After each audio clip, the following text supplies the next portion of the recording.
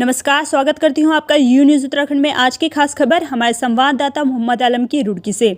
रुड़की में truck union कार्यालय पर पत्रकारों से वार्ता करते हुए ऑल इंडिया ट्रांसपोर्ट कांग्रेस के प्रदेश महासचिव आदेश सैनी सम्राट ने बताया कि वाहनों के फिटनेस टेस्ट का कार्य अब निजी कंपनी को दे दिया है, जिन्होंने सेंटर डोईवाला में खोला है। पहले यह प्रदेश के सभी संभागीय परिवहन अधिकारी के कार्यालय में होता था।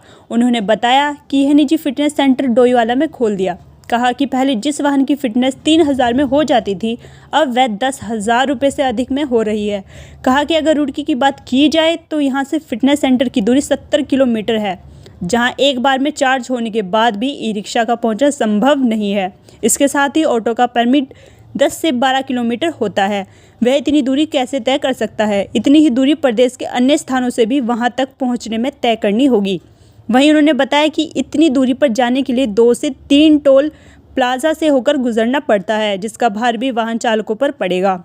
उन्होंने बताया कि इसके अलावा जो पीली टेप मार्केट में 500 रुपये की है, वह वहां 1500 रुपये की लगाई जा रही है। इसके साथ ही हर बार स्पीड गवर्नर लगाना अनिवार्य किया है, जो कि 6,000 रुपये का है। वहीं टायर में हल्का कट आने पर गाड़ी पास नहीं होती, यह भी गलत है। उन्होंने बताया कि डीजल के 10 साल पुराने वाहनों को बंद करने का भी विरोध है।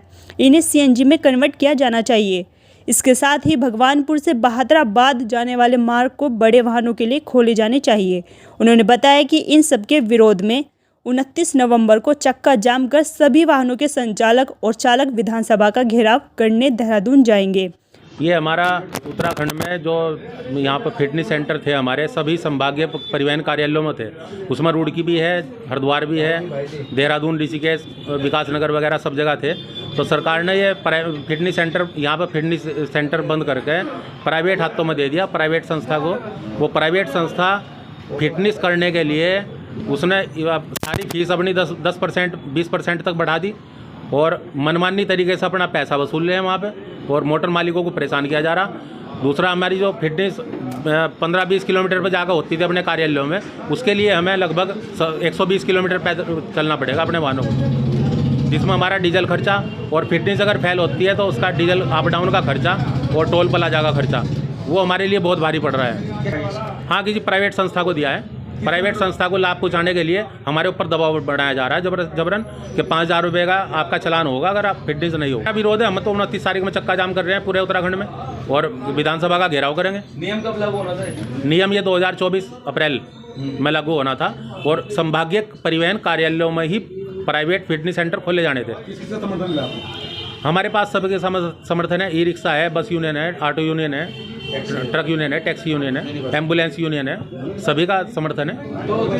नहीं, सब वाहन अपने बंद कर रखेंगे, कमर्शियल वाहनों का है केवल ये होता है। और मज़दूरों की परेशानी हमारी सबकी परेशानी है, हमारी अपनी परेशानी है।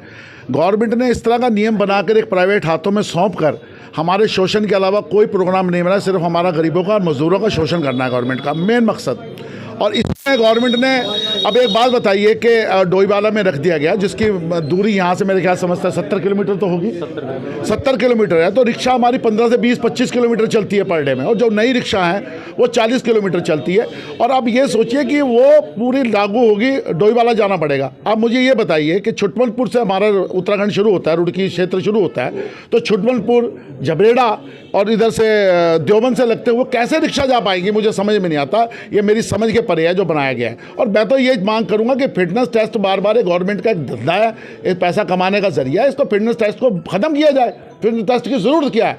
अगर गाड़ी आपकी सही चल रही है, जैसे इन्होंने कहा अभी भाई साहब ने, आदेश भाई ने, कि 10 सालों के लिए जो डीजल इंजन यहाँ बंद कर दिए गए, उनके लिए किट लगाई जाए, ऐसे प्रावधान है।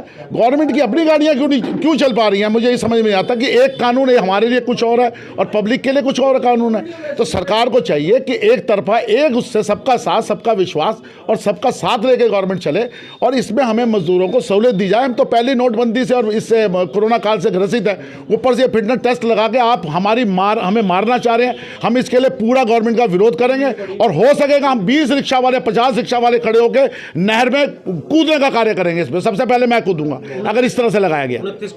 29 के बाद हमारा प्रोग्राम बनेगा। अगर 29 को हमारी बात नहीं सुनी जाती, हमारा संघर्ष रहेगा। आखिरी में हमारा लास्ट संघर्ष रहेगा कि हम इस नहर में 50 आदमियों के साथ हम नहर में कूदेंगे, चाहे अंजाम जो भी हो।